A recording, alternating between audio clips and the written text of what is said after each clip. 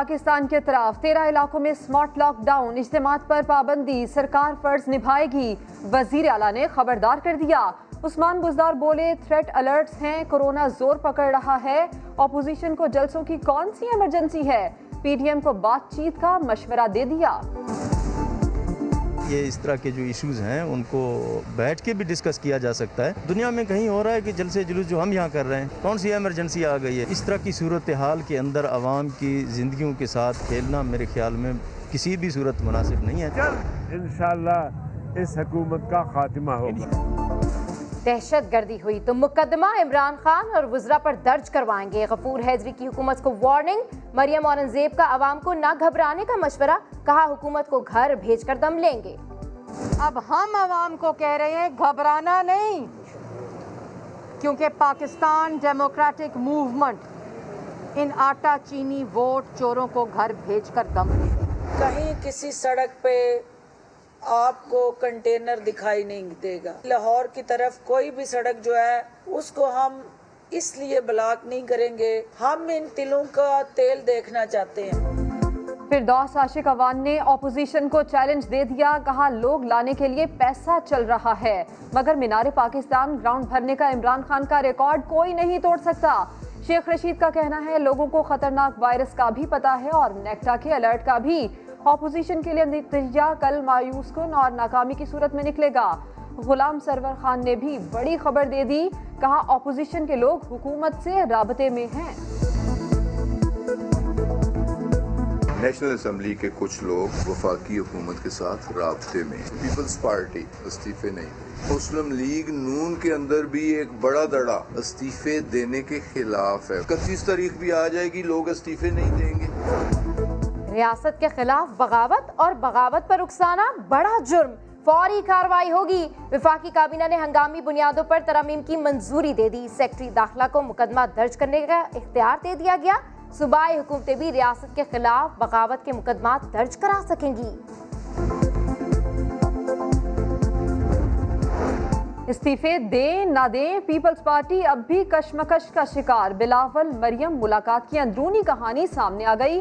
बिलावल ने अहम सवालात उठाए। कहा, इस्तीफों के बाद हुकूमत ज़िमनी इलेक्शन करवाए तो क्या होगा?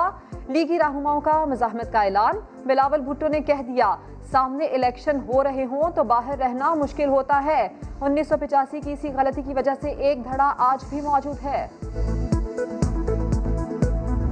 पंजाब में हमारी पाकिस्तान पीपल्स पार्टी की जड़ें ताकतवर हैं और इंशाल्लाह चेयरमैन साहब घूमेंगे तो इंशाल्लाह हम पंजाब में जो पहले पीपल्स पार्टी का उरूज था उस वक्त तक जरूर पहुंचेंगे।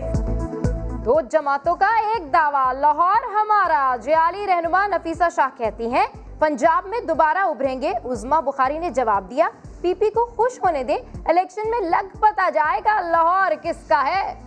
वो खुश हो रहे हैं, अगर उनको लगता है कि वो रिवाइव कर रहे हैं तो बड़ी अच्छी बात है। हमें इस पर क्या इतराज होगा कि लाहौर नून लीग का है, उसने हमेशा साबित किया है और नून लीग का गढ़ है। जैसे पहले हुआ था कि अगर ज़रूरत पड़ी थी तो वज़ीर आज़म ने खुद ज़ाती तौर पे भी IMF के मैनेजिंग डायरेक्टर से बात की थी और इस दफ़ा भी वज़ीर आज़म की ख्वाहिश यही है और अगर ज़रूरत पड़ी तो वो दोबारा से भी ऐसा करेंगे। असद उमर ने बड़ी खुशखबरी सुना दी। कहते हैं, ज़र मुबादला में इजाफे से लोगों के पास पैसा आया और तामीरात में तेज़ी आई।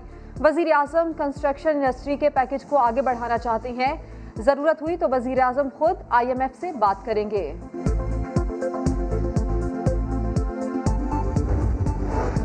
कहाँ है महंगाई? पाकिस्तान में गाड़ियों और मोटरसाइकिलों की खरीदारी नए रिकॉर्ड की तैयारी। नवंबर में पिछले साल के मुकाबले में 63% ज्यादा गाड़ियों की फरोख्त। मिडिल क्लास ने 5 माह में 8 लाख मोटरसाइकिलें खरीदी। किसानों ने 31% ज्यादा ट्रैक्टर्स खरीद डाले। इंजीनियरिंग डेवलपमेंट बोर्ड के तर्जुमान आसिम अयास कहते हैं, 21 कंपनीज ने दिलचस्पी जाहिर की, 7 ने गाड़ियां बनाना शुरू कर दी। पहले टोयोटा, होंडा और सुजुकी की गाड़ियां बनती थी, अब पाकिस्तान में किया, Hyundai, MG, master motor, Changan, फोरलैंड, काफ़ी मुकाबला आ जाएगा।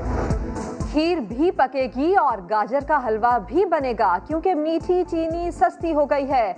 102 से कम होकर औसतन 81 रुपए फी किलो फरोख्त हो रही है। वजीर आजम की चीनी की कीमत में कमी लाने पर मुआशी टीम को मुबारकबाद। असद उमर ने बताया, एक माह में चीनी की कीमत में 31 रुपए किलो कमी हुई। Army chief general Qamar Javed Bajwa की कराची में बेसिक एविएशन कोर्स की पासिंग आउट परेड में शिरकत। एएसएफ की तरबियत और कारकर्दगी पर इत्मीनान का इजहार। सिपहसालार का रेंजर्स हेडक्वार्टर्स का भी दौरा। कराची में अमन इस्तेहकाम बरकरार रखने में सिंध रेंजर्स के ताउन को सराहा।